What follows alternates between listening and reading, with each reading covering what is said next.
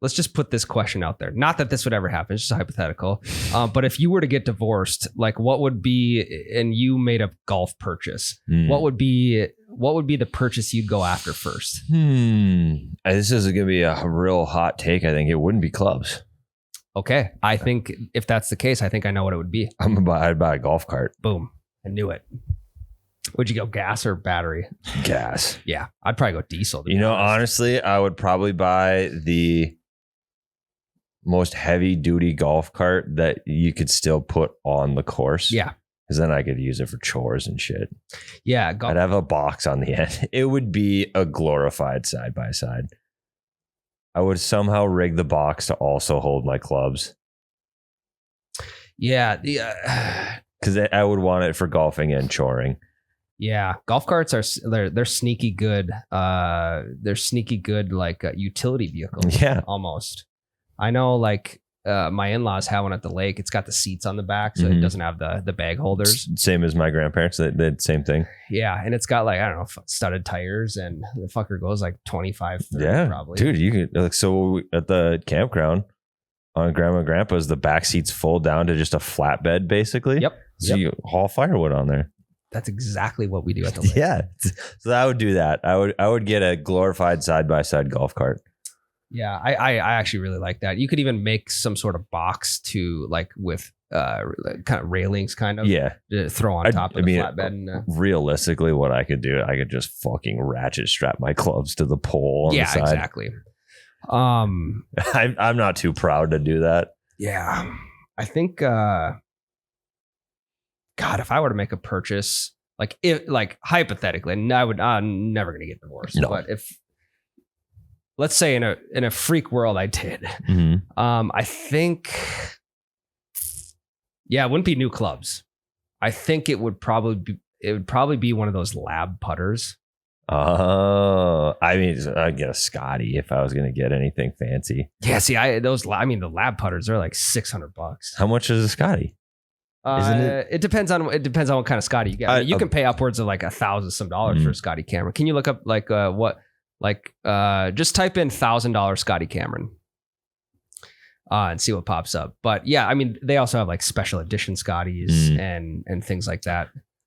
It'd probably be a lab putter. I don't know. I've just heard, again, Tyler, I fall into the trap of like people are putting so good with these things. Internet trends. Why would I not want to try one out? Yeah. You know?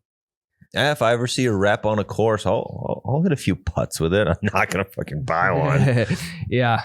What do you got for $1,000 Scotties? The Titleist Scotty Cameron B3 Triple Black Limited Newport 2 putter. Wow. That's $999.99. Whoa. What a mouthful. Scotty Camerons are a lot like they're a lot like sports cards, and I relate it to sports cards. Collectors. It's definitely something that in say 50 years, like a Scotty Cameron from the early 2000s I bet it'll be worth crazy money. And someone will find it at a garage sale. Yeah, exactly. Yep. Yeah, Stacked Golf. I think it's Stacked Golf on YouTube. Yep. Those videos are awesome. Dude. Also, I'm like, where are you finding these garage sales? They're just doing it constantly. Yeah, I would assume it's their full-time job. They have a massive YouTube following, social media following in general. I would assume they're doing it full-time. Yeah. But some of the things that they're getting their hands on, and they're not like, I don't know, they're like, I feel like if they find something really, really good, they won't give the person $5. Yeah, don't screw anyone over. Yeah, they're not going to try to screw anyone over. But also, like, it's, hey, if it's listed for $5 and you say, this is actually a really nice putter, I'll give you 20 for it. I mean, 20 is 20. They are technically screwing them over, but the person selling it, like, I don't know. They just got 400% their listed price and 3% the actual worth. Yeah. When you said golf cart, Tyler, it brought me back to like the early 2000s when they had those. I can't remember. Noah, can you get on the? You're on the fucking keys this morning, Noah. On the keys this morning. No, fire away. It's a golf cart. It had like a rounded top. It had like, just type in golf cart with like round, like half moon roof on it. Are you talking about like the campus ones that they would drive around, Yeah. like campus security? Yeah. Yeah. Yeah. What were those called? I don't know, but I don't think they have like a thing for clubs in the back. I think those are genuinely they just like drive around college campuses with. What do you find what they're called, Noah? I'm trying to find a name. I see plenty of pictures of them. Like I just found one. It's called the Club Car. Maybe Club Car. I think is a brand, isn't it? Yeah. Oh, Yeah. I don't know what the actual like. They're more like buggies, campus buggies. Yeah, kind of. I'm gonna Name. find this. Oh well, you find that, Ryan. I'm gonna just drop my song quick. Oh yeah, we got to do songs this week. Yes, we remembered. So you only get one this week. Gem. Are they called gem cars? I don't know. What's your point with this? Where are you going with it? I think those like sorry, yeah. I think it'd be cool if those kind of made a comeback. Comeback? What do you mean? Were they ever actually on golf carts? I'm pretty sure. Courses? Jesus. I'm almost positive the gem cart. Yeah. And this is also like kind of a little cruiser for you, Tyler. But now they're fucking really nice. I mean, they were nice back then too, but Because I don't think I've ever seen one on a golf course. like these guys. Huh. Yeah. I've seen those like ripping around like music festivals and college campuses and Yeah. shit. Great. Yeah, it's great for like mall, like a mall cop. Yeah. Like an independent contractor, like independent contracting security company, Mm-hmm. where you just like you hire them for specific events. Yeah, I think I remember seeing almost that exact same cart when we were at the fucking, what is it called? Red River Valley Fair. Oh, okay. Yeah, they probably had them there. Yeah. Yeah, I'm pretty sure they used to use these for golf.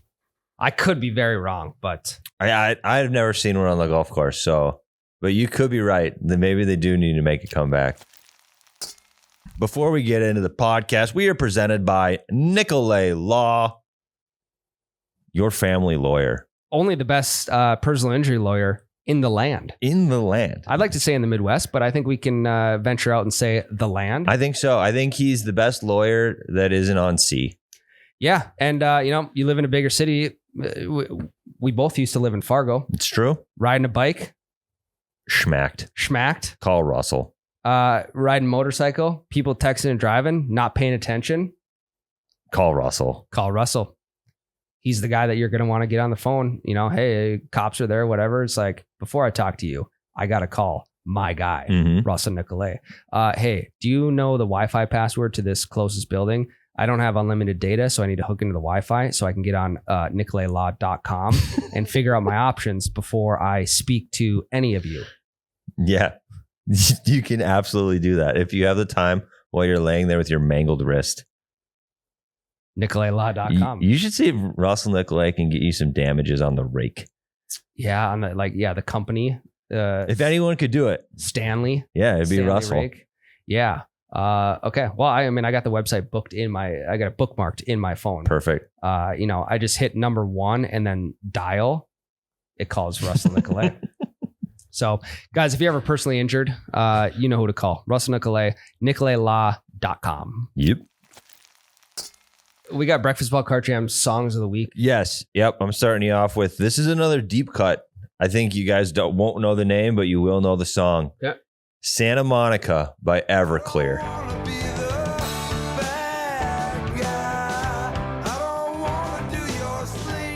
Little teenage grungy. That's a great song, Tyler. That's a phenomenal pick by you. Thank you. I think so far my only one, it's not even a miss, but it was just truly a personality pick, was my Travis Tritt pull out of nowhere. Sure. Yep. What were the vibes from last week? Last week was kind of early 2000s women for you and me. Like we had some Ashley Simpson, some Avril Lavigne, and then Noah pulled a song I've never heard before. They Reminisce Over You. Mm-hmm. You had some Tom Petty as well. Okay. We were all over the board. How about the vibes from the listeners? Didn't you say we went one? Someone said we went 1 for 6. Yeah, on someone picks said last week. someone commented on Spotify and said we went 1 for 6. I commented Shit, back and dude. asked what the one hit was, and they never got back to us. Damn. So Yeah, maybe they rethought their comment. Yeah. We're fuck. These guys caught me. Okay. You want to give your second? You want to? We only need one this week. We did it last week. Oh, that's right. We're ahead of the game for the first time in a month. Okay. Well, if that's the case, here's what I'm going with.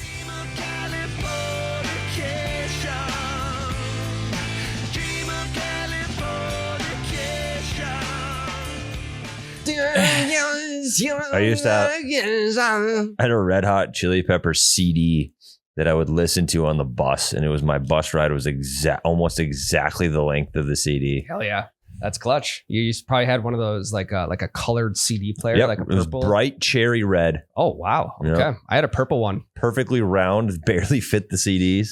I think I played the 8 Mile soundtrack in that CD player so many times, it's just burnt into the CD player. You just hit play with no disc in there. Correct. All of a sudden, dum, dum, dum, dum, dum. Do what I lose yourself in the mute. Yeah. So yeah, I got Californication by Red Hot Chili Peppers. I'm actually really excited to officially put this playlist. Yeah, the only time we've golfed this year, we forgot a fucking speaker. Yeah, I mean that's a classic. That's a classic. Very us move. Very. Thanks for your riveting feedback, Noah. God damn, this is a podcast, folks. Hell yeah. My song of the week is going to be. Are you high right now? Yeah, what's going on, dude? 420 was on Sunday. He got really stoned. Unless things are lagging behind on Tuesday here, but that's okay. My college buddies would understand. He's on dial up today. My song of the week is going to be The Spins by Mac Miller.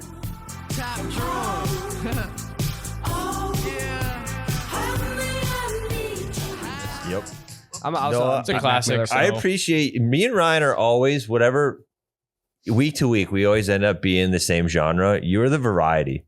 You're keeping everybody involved, and I appreciate that. Yeah, no, it's good. And I'm a big Mac Miller fan too. Yeah, I'm trying to rest in peace. Yeah, for sure. Trying to mix it up a little bit as much as I can. Just you don't want to listen to one genre on the golf course. You want to keep it in the same kind of vibe, but you want different genres. So. I think we've done a pretty good job of that.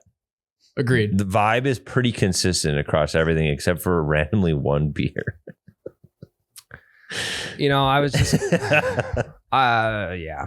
Again, Oh shit! I didn't add either of those to the playlist. Sorry, guys.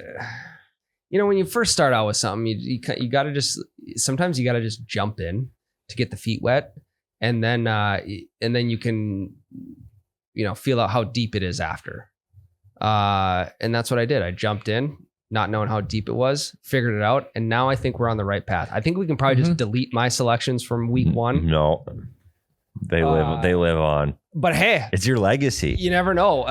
Someone could be bumping this on the course. They could hit a hole in one when Shabuzi's playing. And it's like, okay, well, this is the hole in one song, and they'll never forget that track again. That's like those people that they'll do the meme of hitting a hole in one with a top flight. And they're like, fuck, now I got to put that on my display board. Well, hey, then Shabuzi, there's like, God, now this is my hole in one song. Yeah, well, at least you can get the top flight out of the bag. Yeah. It's a good way to get it out of the bag and keep it out of the bag. 100 different people, 100 more people joined the playlist. Nice. Since last week. How long is the playlist? It is, give me 1 second. There's 502 people. It's an hour 45. Hour 45. Okay, because I think last week we had just covered about a 9-hole round. It was about an hour and a half after last week. Yeah, it's only 3 songs out of this week. At about 10. 15 minutes. I have a little life update for you guys. Okay. I fucked my wrist up this last weekend. Yeah, okay. I don't think we talked about your knee. No. On this podcast. We didn't talk about my knee. God, when would that have been? That would have been last week, wasn't it? Dude, I think it I think it was last weekend. Either Friday, Saturday, or Sunday. And we just forgot to talk about it. Well, that's because I think by the time that we had sat down to record, I think it was getting better, but I thought I tore my meniscus. We had a little meniscus tear scare. And and this isn't me just being a little pussy. You know, this was legit. So I was, and again, I wish the story was cooler, but my kid wanted me to chase him around like I was a tiger. Yep. So I was chasing him around, and when I went to like spin back the other way, my knee caught in the carpet and just like, so my body and everything twisted, but my knee stayed in place. Ow. And a not so good feeling shot through the inside part of my knee. I think we can just chalk it up to a patellar strain. Yeah, I'm gonna assume I stretched it out. Yep. And so it's been getting better. I can now I could swing a club with the knee issue. And now this last Saturday, I was raking. Again, I wish it was a cooler story. I haven't raked since last fall. Okay. So the muscles just they're not in raking shape. I have a question. Your technique when raking's got to be weird. Because I've been raking every weekend for the last month, and my wrists are fine, and you're in better shape than me. Well, so I don't understand how you injured your wrist raking. So you got to have a strange technique. Yeah. I mean, I think I just like anybody else. I mean, yeah, that's so weird. You are a more physically fit person than I am. Yeah, but like my wrists, I don't know. I'm not like putting my wrists through like a 20-minute cardio session every day. Yeah. You know. But so were you raking for like 12 hours straight or no? What? It was like right when I started raking, I had the shooting pain go through the pinky side of my wrist, and I thought I don't know. I didn't think anything of it, so I tried like twisting my wrist one way and then twisting it the other way just to like stretch out whatever I probably already stretched out. Mm-hmm. And it made it worse. So weird. Yeah. Now like I can't even like I can't like grab my kid underneath his arms and pick him up, because of like the stability of it. I think you're just getting old. Well, this happened on Saturday, and I tried to swing a golf club yesterday in the simulator. One half swing, I was done. Jesus, dude. So before we sat down to record, I got on the phone with the doc. I got an appointment for tomorrow morning. Really? Dude, I mean, if I got an injury that affects my golf game, like I've had plugged ears for the last 2 years, and I have yet to go. I've seen two specialists. They didn't really tell me anything. Mm-hmm. But I still haven't gone in for the third option, which would be like maybe some chiropractic care. Okay. I kind of just like refuse to do that because I'm 0 for 2 already. Mm-hmm. But and like the ear thing, yes, it's annoying, but it doesn't really affect. Doesn't affect your golf. It doesn't affect my golf. It affects your everyday life. Like I can still, but it doesn't affect the thing you care about most. Correct. I can still hear people yell 4. I mean, I proved that the other week when we went to Leonard. They can't be that plugged then. So now with this wrist injury, I can't swing a club. Like I got to get this thing checked out ASAP. Can you putt? I could probably putt. You could still be on our scramble team then. Yeah, I could just give me a lab putter and I'll start draining putts. Yeah, you can. What's his name? Snappy? The kid that... Snappy Gilmore. The one-hander. Yeah, you could Snappy Gilmore some drives for us and putt lights out. Yeah, oh God. What I'm saying is we'll still include you even though you're old and falling apart. Well, I appreciate that. It's just like, it's frustrating because I have yet to get out for like a legit 18 holes on like a weekend morning. Yep. I think I'm going to try this weekend. So my buddy is coming up and we're doing a little turkey hunting road trip.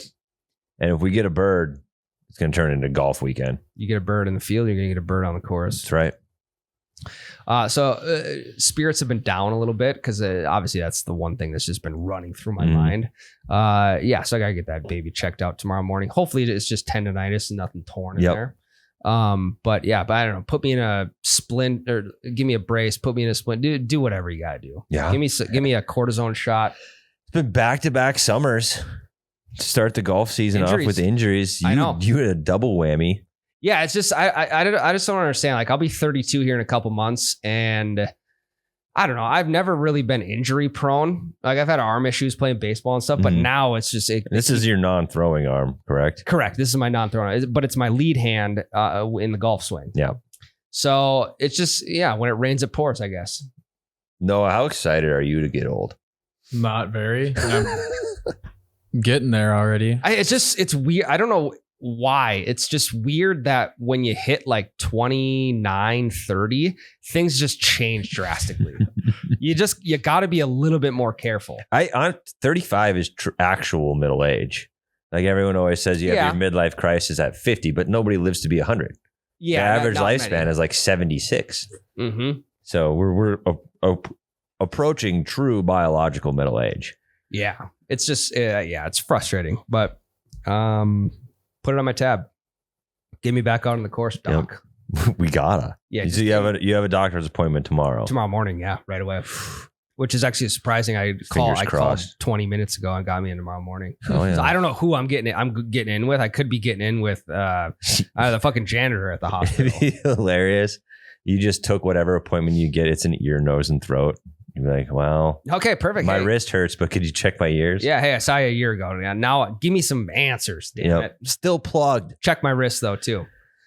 A little life update for me, but it's usually one of those, kind of like the knee thing. I thought the knee thing, surgery, couple week recovery time, it's good to go. Yeah. So anyway, you guys watched the tournament this last weekend? Nope. RBC? Not even a single second. You guys realize that we run a golf pitch? Yeah, you realize that none of us ever watch random tournaments except for majors. Have you ever worked in your garage with the golf tournament on? No, and just been at peace for a couple hours? Nope. Especially during nap time. I turkey on it all weekend long. Volume down, golf tournament on. Not a chance in hell am I watching sports on my phone while turkey hunting. But you will deer hunting? Yeah, if there's nothing around. Boom. The turkeys they're a fickle beast. Again, come to my backyard. I get one. I know. It makes me so sad. I hunted my ass off all weekend. And it was a Monday morning, Sunday night, Ryan sends me a snap of 2 big ass toms in his yard. Big boys. Big gobblers. Fucking A. JT won. Mm-hmm. First win since 2022. Mm-hmm. And obviously the highlight for me in golf tournaments when people win is the celebration after they make the last shot, whether it's a chip or a putt. It's the celebration knowing they just won. And I mean, after we had one of the, we'll say one of the most iconic celebrations last weekend at the Masters with Rory finally finishing the Grand Slam, I was a little bit more in tune with JT's celebration. And again, I think golf celebrations after winning a tournament are some of the best celebrations in sports because they're so raw and you can't really think that up before it happens because, okay, let's look at, I don't know. God, what do I want to compare that to? I guess what I'm trying to say is you can't really celebrate until the final. God, that doesn't even make any sense. What am I trying to say? I have no idea because I do like golf celebrations. But except for Rory's, I think every other sports are cooler. Really? I mean, because most of them are just fist bumps. Like Rory's and Tiger's chip in. Like the electric celebrations are awesome. And I like the people, the dude's on a drought, right? And he finally wins a random tournament. Yeah. And you get a little emotion out of it. But most of them are just like a hell yeah or a double fist in the air and that's it. Like soccer celebrations, electric. Football celebrations a little over the top sometimes, but it's still fun to watch. Like a golf celebration to me it's so subdued unless it's a really big, important, emotional win. Then you get something sick. But I don't know. Let's say Brooks Koepka wins a random live event. He's going to be like a one fist bump, shake his opponent's hand and walk off the 18th green. I think here's why I think golf celebrations are the best in my mind is because it's really one of the only sports where the family or the wife, the kids, the parents, the buddies, whoever that are a part of this player's group. Yep. they're also part of the celebration. I get that. That's cool. And I think that's why I like them so much, is because, okay, on the football field, like, you know, the stands are the gatekeeper to, you know, the family of, say, Justin Jefferson or Kirk Cousins throwing, like, let's say Case Keenum, the Minneapolis Miracle, Stephon, whatever. Golf is like the family is, they could be 10 yards off the green. And when the cameras do a really good job at, you know, showing the player and the raw emotion, and then the family of like, holy shit, like this, let's just say a random wins a tournament. This tournament win could change their entire lives. And in cases like that, I do agree that the 18th putt celebration is great. Yeah. Especially when it matters. But when it's like Scotty Scheffler winning the Valero, it's lame. Yeah. And I think Scotty's an anomaly, but also like when they show his kid, like that shit fucking cuts me up. Yeah. I guess I didn't really even consider that because it's like, so it's delayed.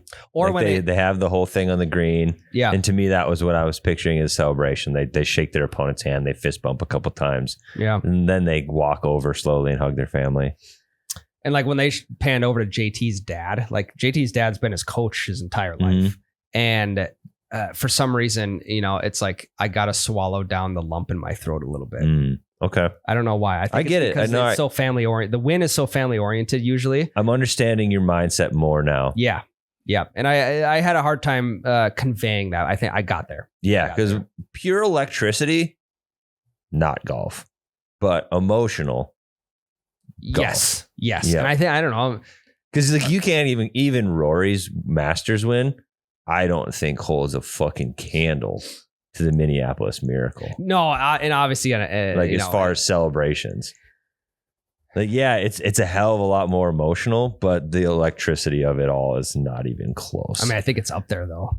I don't know. And again, you have a stadium of like a stadium packed with fans for the Minneapolis Miracle. It's obviously going to be much louder than that. Does help. That does help the electricity a lot. Yeah.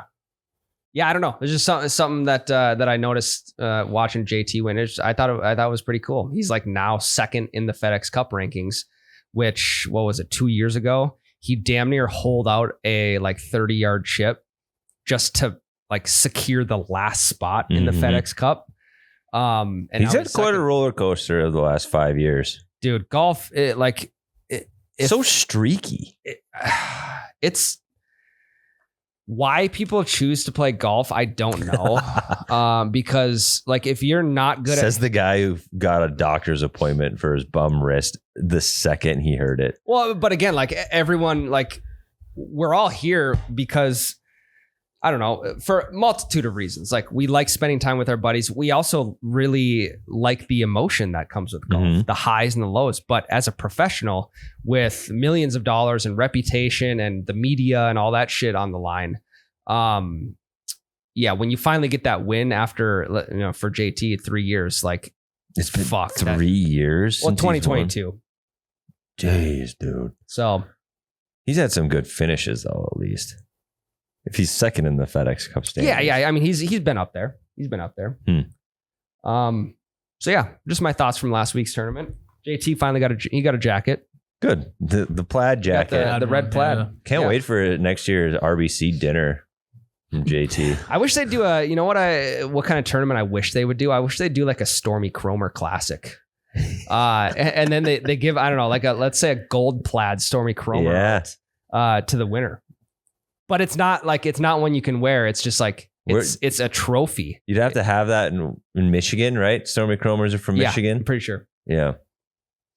Yeah, if you're not familiar with Stormy Cromer, just Google Stormy Cromer hat.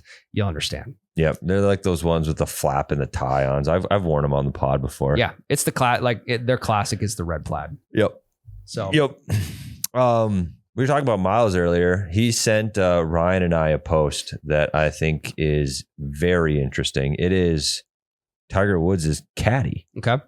Talking about how when Tiger Woods would get in the zone, the only thing that could screw Tiger up or cost Tiger a win was him, the caddy. Holy shit. Where it was like it had to be one of the most high stress positions because you are the only thing standing in his way. I'll find the post for you. Ryan, you've watched it, correct? I watched it, yeah. Yeah. Sorry, give me the name of Tiger's old caddy. Was it Joe LaCava? Steve Williams, 1999 to 2011. Okay. Yeah, Steve. Okay, yep. The pressure. I mean, number one, you're caddying for Tiger Woods, correct, who is arguably the greatest of all time. Yep. I don't think it's even arguable anymore. I don't think so. I mean, you can pull the rings, the majors on them, but that's it. Yeah, it's literally the only argument. And I guess I never thought about it in a sense of like the only thing that could like pull Tiger out of this zone would be the person standing next to him. Mm-hmm. I mean, it should be obvious, but you never really think about that. And I think that's mainly, I don't know. Part of it is because you don't really get to hear the player caddy interaction throughout tournaments. I mean, you hear a little bit here, you hear it here and there. But like, I wish we could hear the conversation at the tee box when the other person is teeing off or like walking down the fairway.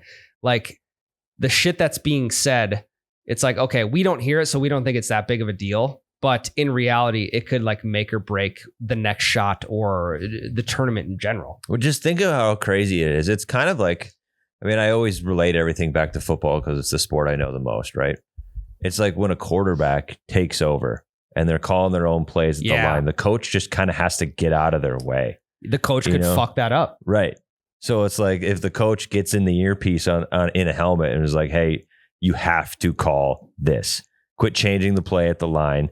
And then it becomes an absolute disaster. It's like you just get out of the quarterback's way, and Tiger's the quarterback. You just get out of his way, hand him whatever club he wants. But Steve Williams, he said like if I made bad club selection, so I think that the pressure is still on for him to give the advice that needs to be given. Right.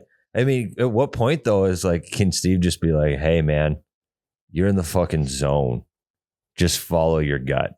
I'm just going to stay out of your way. If you need my help, I am here. I will give answers. But like, I don't know. For me as a caddy at that point, I would be like, this is your show, my guy. I am here to carry your bag. Yeah. And I think because they, Noah, what years did you say they worked together? It was 99 through 2011. Okay. So 12 so years. the most prolific run of Tiger's career. Yeah, and through that point, you know, you're going to be playing courses multiple times from year to year. Because I remember that guy in the Tiger documentary talking about Tiger dumping him, essentially. Yes. Yep. And it was like a really tough moment in his life. Oh, it had to be. It had to be.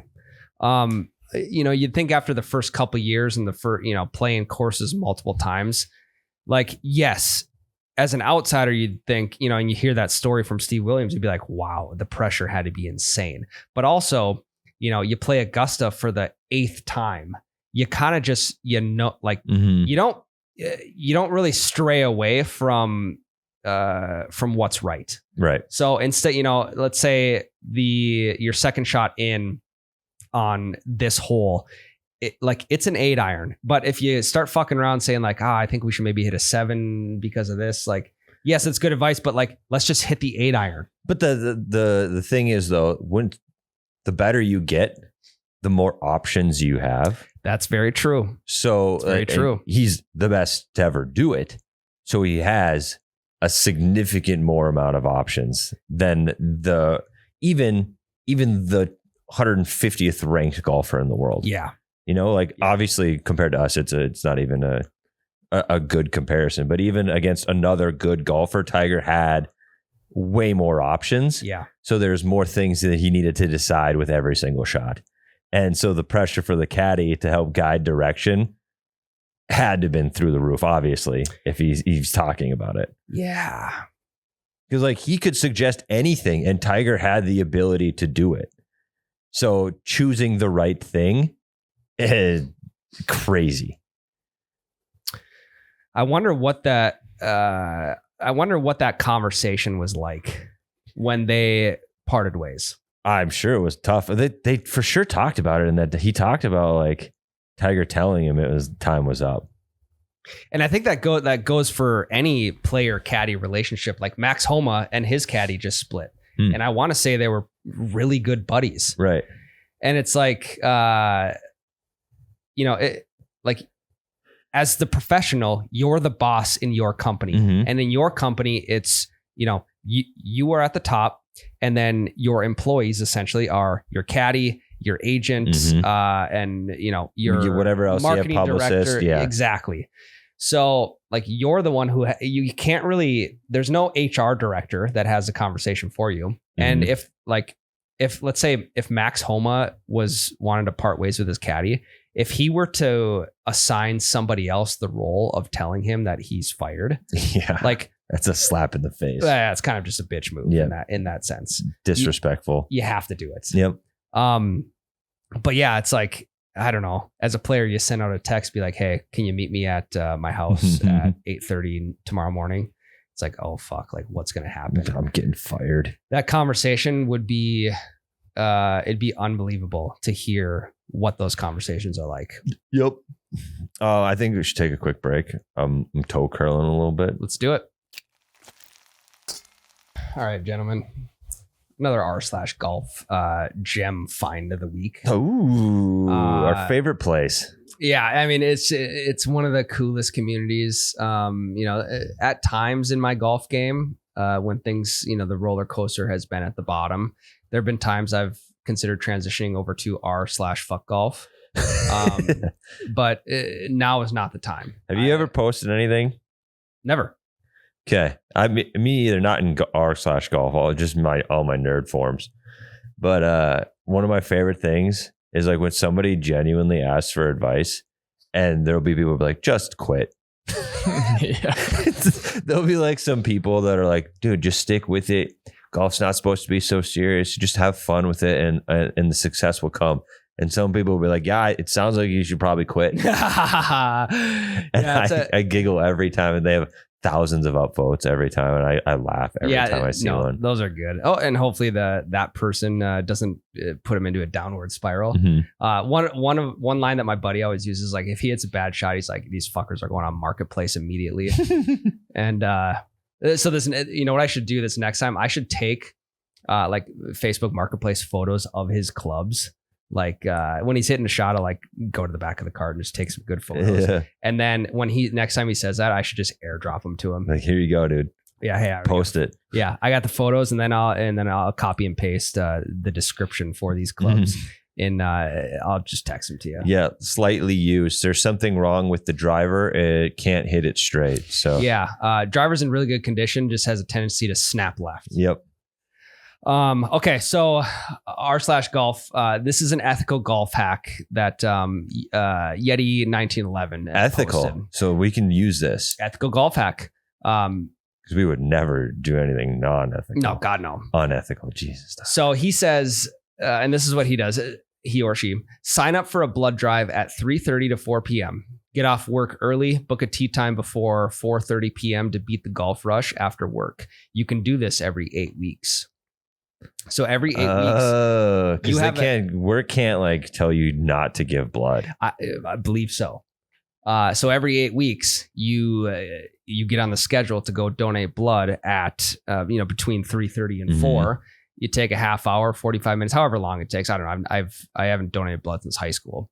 And then you book a tee time immediately after. And boom, you got a built-in tee time. Yeah, and if it's hot out and you don't bring water, you'll pass out from blood loss. Yeah, and in the comments, people are like, "You're not supposed to do any sort of physical activity after donating blood." Blah blah blah. And then like everyone responding to that comment is like, "I've been doing this for years, and I've literally never been affected." Yeah. As long as you're not pounding beers after you're donating blood, like you should probably be fine. I don't know. I shouldn't say that. Like you might react differently, but in most cases, I don't know if I should necessarily share this, but I'm gonna anyway. In college, we would donate blood or plasma or whatever, and then drink on purpose because it was cheaper to get drunk. That's crafty. It would take like 2 beers to get hammered if you donated blood that day. Yeah, I used to. I mean, it's terrible. The kids, kids that are listening to this, don't do that. That was, I'm sure, very unsafe. Yeah, I mean, it might have been dumb, but you know, I didn't. You did your own field. Yeah, research. I was being fiscally responsible. It was way cheaper. I used to donate plasma and then just go straight from the plasma center to the gym, and I would just work out after donating plasma. No bueno there. I would go to the gym before plasma because I felt like I would pump faster. Ah, okay, yeah, get the blood flowing a little bit more. Nope. Yeah, I would like. I'd still have like the gauze wrapped around like the crook of my arm. And it's like, I don't know, it didn't affect me. Also, I was like 20, my lower 20s at the time. Maybe that was the start of your wrist issues. You had no circulation on that. And was that your donation arm, left arm? No, right arm was, because I can pump with the right arm way more. Obviously. I never did right arm because like you can't fuck around on your phone with my. I feel like an invalid with my left hand. I would just keep the left hand trapped so I could do stuff with my right. Yeah, I'd bring my laptop and then I'd just play Netflix on there. Nice. Or whatever. And of course, the first comment on this thread is if you want to go to the next level, donate a kidney. 8 to 12 weeks off for recovery. Golf every day for 3 months. You only need one. And then some guy's like, what do I donate next year? And then the next comment is, well, you have 2 kidneys. Gosh. There's those backhanded Reddit they're the best comments. They're the best. But yeah, I mean, I guess if you're really looking for... No, if you don't need to donate both. You donate 1 kidney and then next year just get on a kidney donor list. Boom. Get a kidney. Just keep recycling kidneys. Yeah. And every year you get 6 to 8 weeks off because of a kidney operation. Yeah. Eventually you're going to be like 7 generations down the line of kidneys inside you. Keep those bad boys fresh. So yeah, you guys got any other ways to get out of work to go golf? I mean, the appointment mid-afternoon is a great move because it could be any appointment, right? And like, who's going to come back to work at 4:30? Yeah, God, Tyler, I think you're only supposed to get your teeth cleaned every 6 months. Yeah, but you've been getting your teeth cleaned once a week for the last 2 months. Honestly, sometimes I go to the eye doctor. And appointments there could take an hour or they could take 15 minutes. Yeah. So if I just start scheduling eye doctor appointments for like 3:00 and then I go there and I'm done at 3:30, I think that's the move. Yeah. The trouble with that is like, if you have, not that any of your coworkers or your boss are going to be plugged into 18 birdies, like at the end of the workday, if they're not on the course, but if I'm ever golfing and I'm not supposed to be golfing, I'm not going on 18 birdies. God, no. Like, give me the pencil and scorecard. Seriously, it is. I'm eyeballing distances today. Yeah, and then like I'll maybe pop open 18 birdies at 5:30 p.m. and then put my scores in. Just start entering my scores in for the next 3.5 hours. Mm-hmm. So if you wanted to just create a lot less work and maybe a little stress on yourself. So like just stress in the sense of like, hey, I don't want to get caught. You could just save up all your PTO for the summertime, and you could like, I don't know, if it's cool with your company, like you could look at taking every Friday off during the summer. I don't know how feasible that is for a lot of people, but also if you really like to golf and you don't want to go through the hassle of like blood donation this week, platelet donation the next week, plasma donation the week after that, eye doctor, wrist doctor. I mean, hey, I'm stacking. You're close. I'm good for the next couple weeks, I guess. That's why you didn't get your ears fixed. You're saving it for a week off when you got to get the surgery to break up your sinuses. I know. I should have went back to back appointments like through the course of 4 weeks. And then, just stacked them up on Fridays. You gotta get that wrist figured out before paternity leave. That's partially why I'm getting it checked out tomorrow. Yeah, dude. Because if we're talking like, hey, if I need like 2 weeks rest, 2 weeks rest it is. Yeah. And I could be having a kid in 2 weeks. You could. And you got to have your wrist figured out because like I said this on my last paternity leave, it's one-on-one at that point, especially if your other kids going to daycare. Yep. You don't both need to be there the whole time. You can sneak away for 9 holes in the morning. Maybe 18. Mom wants to do some one-on-one bonding time with the new baby. 9 a.m. tea time. Let mom sleep from like 6 to 9, 6 to 9 a.m. nap. then dad bounces, and then you come back, and then you got one-on-one time with the baby. Well, and like I have a lot of yard work to do. I still have sprinkler system. Well, you can't. Your wrist is hurt. No, exactly. I can't resort back to the root of the injury. Mm-hmm. And the doctor being raking. The doctor is going to prescribe you light physical activity, and if golf is one thing, it is light physical activity. Yeah. And so you're just doing your PT by going to the golf course. I think we've figured it out. I'm going to be golfing probably. The smart thing to do would be to get a membership and then get that membership paid off by the end of paternity. Yeah. Just go 36 holes a day. 14 days straight. Yep. 1 round a day. I think it's usually about 10 to 12 rounds you get a membership paid off, depending on where you're at. Yeah. I think at Leonard, you would literally, if you played every day for 2 weeks, you're probably pretty close. Oh God, that thing would be paid off in a week. So yeah, now's the time to start scheduling time off. Now's the time to start scheduling doctor's appointments. Mm-hmm. Now's the time to start scheduling blood donations, kidney transplants. Yep. Whatever you got to do. Now's the time. When the booking opens for tee times, let's say if it's 5 or 6 days in advance, it's if bookings open at 6 a.m. for 5 days from now. Mm-hmm. Get up at 5:50. Yeah. Get them booked. Or you get a membership, you probably get to book sooner. So when a couple summers ago, when I was in the golf league with my other buddies, if you didn't book your tee time for the next week immediately after playing, you would have to play in the dark.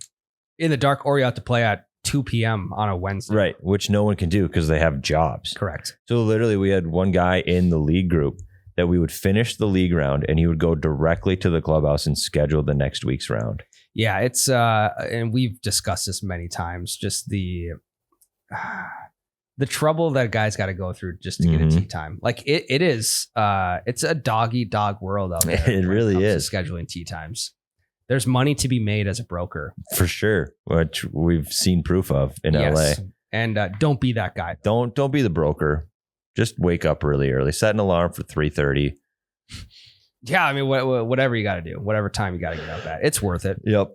Also, I think not enough people are just showing up to the course and seeing what's going on. Because never once have I ever shown up and be like, "Do you got anything available?" Where they didn't. Because they're like, I could squeeze you in here. I've never done that before. I've done it maybe 3-4 times in my life. It is an insane move, I know. But like my thought process is worst case scenario, I hit the range. Yeah. Okay. Which I don't love hitting the range, but it's better than going to the golf course and doing nothing. And are they giving you your own tee time, or I usually it's with somebody else? It's when I'm solo, and it's typically the morning. Okay. And it's like, hey, you got any room for me? And where can I sneak in here? And they're like, you could go right now, or you could go in with this group, and then I just end up breaking off from them. And I mean, again, the best is when you can, if you can't get the first tee time of the day, book like the second or third if you can get them, and just show up 30 minutes before the first tee time and run, baby. Yes. And the greens mower. I hope it's the same case at my lake course this summer, where if I can only get the second tee time, my boy at the front desk will say, hey, if you're playing as a solo, you can just head off before the first foursome. Because I'll tell you what, when it comes to mental clarity, I don't think there's a better way to clear the mind than having a solo first tee time of the day round on a weekend in the summer. Yeah, we've said it once. We'll say it a million times. It is the most peaceful you'll ever be in golf. And it's like, you want to it's like one of the only times I'll take pictures on the golf course because you kind of want to remember that moment a little bit. And like the sun's coming up over the trees and you can see a little bit of the fog, like the smoke coming off of the water, and there's still dew on the ground. Oh my God. Yeah. That's the only downfall of being the first tee time in the morning is you don't get all the lines on the green in the dew to show you the line from everybody else putting. Yeah, you don't get putt previews. Yeah, sad. But other than that, it's awesome. Yeah, and we're close. We're getting close. I mean, the weather 60s all turning. Week. Yeah, the weather is turning. So I got to get this wrist figured out, you guys. You do. I'll give you an update on it next week. Tomorrow morning I got the appointment, so hopefully they can give me some answers. The reason I'm so apprehensive to go to the doctor is because I just never get good answers. Yep. It's tough. It's what do you do? You're getting old. But they're just gonna be like, here's ice it and elevate your wrist, and that's gonna be your diagnosis. Yeah, you just wait it out, I guess. They're gonna come back in a month if it still hurts. Be like, well, it's gonna. Can you just fix it now? Yeah, exactly. Like I understand. Like my insurance only covers this amount. Yeah, I don't want to have to pay another $300 out of pocket. Well, I got you here. Can you just fucking fix it? Yeah. Hey, ibuprofen wasn't cutting it. No. So let's get another little diagnosis in there. Maybe. How about cortisone shot? Yeah, that's my biggest gripe with medicine is so much of the Band-Aids on symptoms instead of treating causes. I know. Anyway, we won't dive into that. No. That's all I got for this week. Me too. Good to go? Good to go. Hopefully get out this weekend. Hopefully smack a turkey and then smack some birdies this weekend. I'll have some stories to tell you. You should go to the head of the bowling alley after turkey hunting. Oh. Well, fucking just golf bowl until I get a turkey. How many games would it take you? 2. Really? Yep. I'm not a bad bowler. I worked at a bowling alley. Remember? I know. I can't keep all your jobs. That was my first tax paying job. Okay. It wasn't just cash under the table. Yeah, I think 2 games. I think I'd probably give it 2 games. And definitely couldn't do it in the first game because I bowl once every 3 years. Yeah, I'm a spot bowler. I don't play the curve game. I spot bowl. Me too. Yep. Yeah, I'm not fucking Pete Weber out there. No. Who do you think you are? I am. I was the alternate for every single league team. Really? They were like, hey, so and so isn't going to show up. Can you play? So I'd run the till, bowl. And I ran the entire bowling alley by myself, and I was fucking 15. Yeah. Hey, you want bumpers? You want bumpers in league this week? All right. Turn your head. Nope. Don't let anyone else see. Okay, guys, that's all we got for you this week. We'll be back again next week. Wrist update, Tyler's weekend turkey update. Yep. Love you guys. Love you. Love you.